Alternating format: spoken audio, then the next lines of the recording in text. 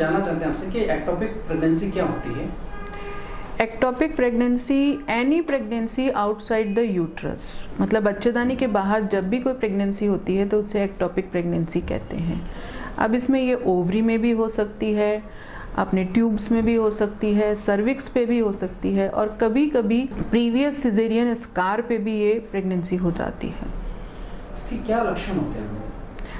लक्षण में पेशेंट को पहले तो पीरियड मिस हो जाता है फर्स्ट, सेकेंड में पीरियड मिस होने के बाद में उसको बहुत ज़्यादा पेन होता है। पेल्विक पेन जो है कभी कभी एक साइड में ज़्यादा होता है, कभी पूरे पेट में भी पेन रहता है। तीसरा होता है कि इसके साथ में वेजाइनल ब्लीडिंग होती है, फेंट होने लगता है पेशेंट पे, नोजिया, वॉमिटिंग, गैस्ट्रोइंटेस्टाइनल अपसेट ये हो जाते हैं, और लाइट हेडेडनेस हो जाती है, और अगर ब्लीडिंग बहुत ज़्यादा हो तो उसकी वजह से चक्कर खा के पेशेंट गिर भी सकता है। क्यों होती है एक्टोपिक प्रेगनेंसी की, मतलब क्या रीजंस होते हैं? एक्टोपिक प्रेगनेंसी के बहुत सारे रीज़न हैं, लेकिन उसमें मेनली एक तो ये आता है कि ट्यूब्स में कोई डिफॉर्मिटी हो।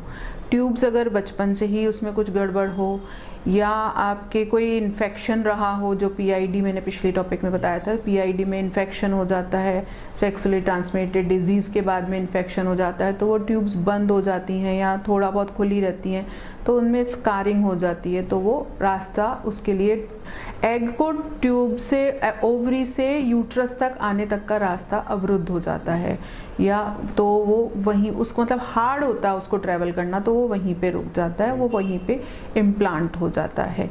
इसके अलावा स्मोकिंग भी इसके लिए एक बहुत बड़ा रीज़न है। अगर जो फीमेल्स स्मोकिंग करती हैं उनमें इसके चांसेस बढ़ जाते हैं।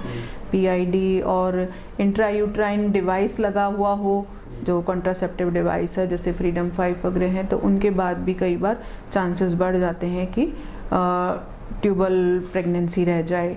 और इसके अलावा भी भाई पेट में और कोई इन्फेक्शन हो रहा हो साइड ऑर्गन्स में, उनकी वजह से भी पूरा, क्योंकि फिर वो सारा ही इन्फ्लेमेट हो जाता है, ट्यूब्स भी इन्फ्लेम हो जाती हैं। कोई पेल्विक सर्जरी हुई हो पहले, पेल्विक इन्फेक्शन हो, या एनी अदर जैसे जो ART मतलब लॉन्ग इनफर्टिलिटी की हिस्ट्री है, उसके बाद प्रेगनेंसी हुई तो उसमें भी एक्टोपिक के चांसेस बढ़ जाते हैं। या अपने जैसे ART है, IVF है, इन सब के बाद में भी प्रेगनेंसी होती है, उनमें भी चांसेस ज़्यादा होते हैं।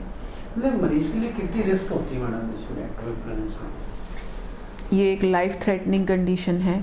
अगर ब्लीड कर जाए तो फिर ब्लीडिंग इतनी होती है कि हाँ, आप एकदम से रोक नहीं सकते उसे, मतलब लाइफ थ्रेटनिंग समझ सकते हैं कि लाइफ के लिए डेंजर स्थिति होती है।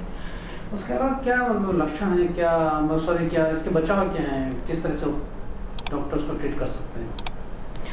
भाई आप प्राइमरीली इसमें आपको कुछ पता नहीं चलता कि भाई आपके ये प्रेगनेंसी हो रखी है, तो जब भी आपको कोई भी प्रॉब्लम हो तो एज सुन एज जल्दी ही प्रेगनेंसी के कोई लक्षण दिखें तो आप पहले डॉक्टर के पास जाएं और अपना ट्रीटमेंट लें।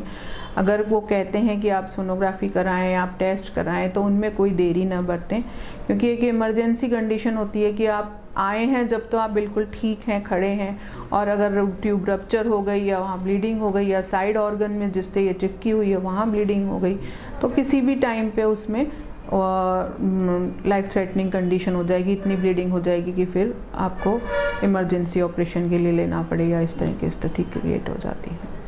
कितने ऐसे पेशेंट होते हैं मैडम, इस तरह के केस कितने आते हैं?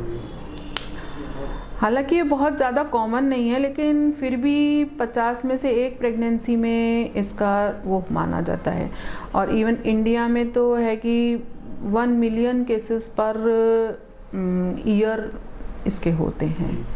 तो यही है कि इसके लिए जो भी हम, अगर आपने जैसे एक तो स्मोकिंग ना करें, और एक पहले कोई STD वगैरह रही है तो उसका पूरा ट्रीटमेंट लें, और अगर इसके बाद में भी कोई IVF वगैरह या इनफर्टिलिटी के लिए कोई ट्रीटमेंट लिया है तो लगातार डॉक्टर के चेकअप में रहें, और कोई दिक्कत हो जैसा भी डॉक्टर कहे वैसा आप टेस्ट कराएं, ट्रीटमेंट लें। डायग्नोसिस के बारे में बताएं मैडम। डायग्नोसिस में ऐसा है कि इसके जब पेशेंट पेन लेके आता है, एक साइड में पेन हो रहा है, या आपके पास प्रेगनेंसी टेस्ट पॉजिटिव आ रहा है, फेंट होने की कंडीशन है, तो इसमें दो चीज़ें होती हैं, अगर ट्यूब रप्चर है या नहीं रप्चर है, या सर्वाइकल वो प्रेगनेंसी में कुछ कॉम्प्लिकेशन है कि नहीं है। तो डायग्नोसिस एक तो पेन उस पे होता है, दूसरा हम इसका बीटा एचसीजी लेवल्स कराते हैं, और एक तीसरा अपना होता है सोनोग्राफी। सोनोग्राफी ही इसका सबसे बड़ा वो रहता है, साधन रहता है इसको डायग्नोस करने के लिए। ट्यूब में अगर प्रेगनेंसी है, अगर उसमें अपने ओवरी पे है या अपने बच्चेदानी के बाहर सर्विक्स पे है, का जहाँ भी प्रेगनेंसी है, अगर वो उसमें मतलब यूट्रस में नहीं है, ओके, बाहर कहीं भी है, तो वो सोनोग्राफी में दिख जाती है। इन केसेस में जबकि सोनोग्राफी में भी नहीं दिख रही है, और मतलब जब अर्ली टाइम है और पेशेंट को पेन हो रहा है और सब कुछ है, तो फिर उस केसेस में हम बीटा एचसीजी का क्वांटिटेटिव लेवल कराते हैं।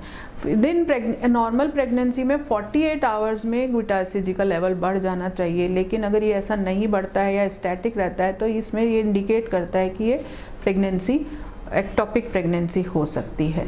और इसके अलावा इसके और अलग जो डीडी होते हैं कि जिसमें हम देखते हैं कि भाई कोई और टीओ मास बना हुआ हो। अभी रिसेंटली एक पेशेंट थी जिसका पॉजिटिव तो बहुत वीक पॉजिटिव आ रहा था, लेकिन प्रेगनेंसी उसमें डिटेक्ट नहीं हो रही थी, और उसका राइट साइड में टीओ मास बना हुआ था, उसमें कहीं पे भी ऐसा नहीं दिख रहा था कि भाई यहाँ प्रेगनेंसी है, लेकिन जब ऑपरेट किया और उसकी बायोप्सी कराई तो फिर उसमें प्रेगनेंसी ही डिटेक्ट हुई।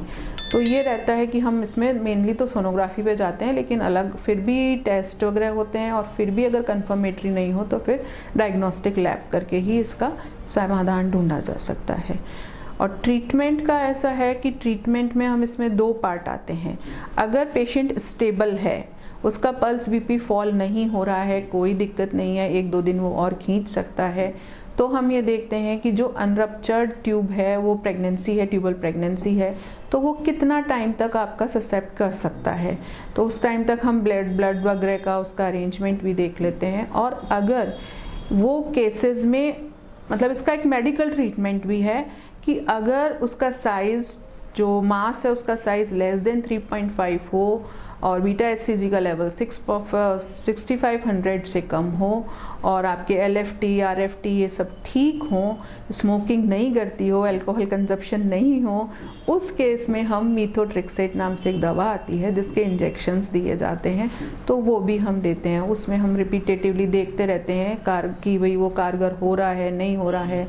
2-3 दिन पे उसका पहले एक 0 डे पे तो हम इंजेक्शन लगाते हैं, फिर 4th डे पे और 7th डे पे रिपीटेड चेक कर लेते हैं कि ये बीटा एचसीजी लेवल्स डाउन आए कि नहीं आए और कुछ भी नहीं होता तो फिर उस केस में तो ऑपरेशन पे जाना ही पड़ता है। और अगर इससे हो जाता है तो वेल एंड गुड, और अगर नहीं होता है तो फिर डायग्नोस्टिक लैब करके या लेप्रोस्कोपिकली हम इसको ट्रीट करते हैं। तो उसमें हम एक्सीजन करते हैं, जो भी आपका पार्ट है जिसमें कि प्रेगनेंसी हुई है। कभी कभी केवल साल्पिंजोस्टमी करने से भी काम बन जाता है कि आप उस पार्ट को खोलते हैं, उसमें से जो आपका वो है प्रोडक्ट ऑफ कंसेप्शन है उनको निकाल लेते हैं और बाकी पार्ट इंटैक्ट रहता है, उसमें आगे भी प्रेगनेंसी होने के चांसेस हो जाते हैं। लेकिन कभी वो बहुत ज़्यादा ही उसको किया हुआ होता है, इन्वेट किया हुआ होता है, तो उस केस में फिर ट्यूब्स को भी निकालना, उस साइड की ट्यूब को भी निकालना पड़ता है। मैडम, इस तरह के पेशेंट में जो पेशेंट होता है, प्रेगनेंसी होती है, क्या उनको हर बार ये सिचुएशन हो सकती है, क्रिएट होती है, मतलब एक बार होता है अगली बार वैसा हो सकता है? हाँ, अगर प्रीवियसली एक्टोपिक प्रेगनेंसी हो चुकी है तो अगली बार भी वो एक्टोपिक प्रेगनेंसी होने के चांसेस होते हैं। क्या इस तरह के पेशेंट्स के लिए क्या मैसेज आप देना चाहेंगे कि उनको किस तरह से डॉक्टर से ट्रीटमेंट लेना चाहिए? अब हम किसी भी पेशेंट के लिए बारे में हम एक तो ये पता नहीं लगा सकते कि भाई इसको एक्टोपिक होगी या इसको नहीं होगी। तो in general her pregnant lady को अगर उसको लगता है कि हाँ उसके पीरियड मिस हो गए हैं और उसको कुछ प्रॉब्लम हो रही, तो जल्दी से जल्दी डॉक्टर को विजिट करना चाहिए। और अगर कोई प्रॉब्लम है, माना कि पेट दर्द है, वेजाइनल ब्लीडिंग है, ऐसा कुछ भी उसको लगता है, तो उसको जो भी डॉक्टर कहें वो ट्रीटमेंट लेना चाहिए, उसको प्रेस्क्राइब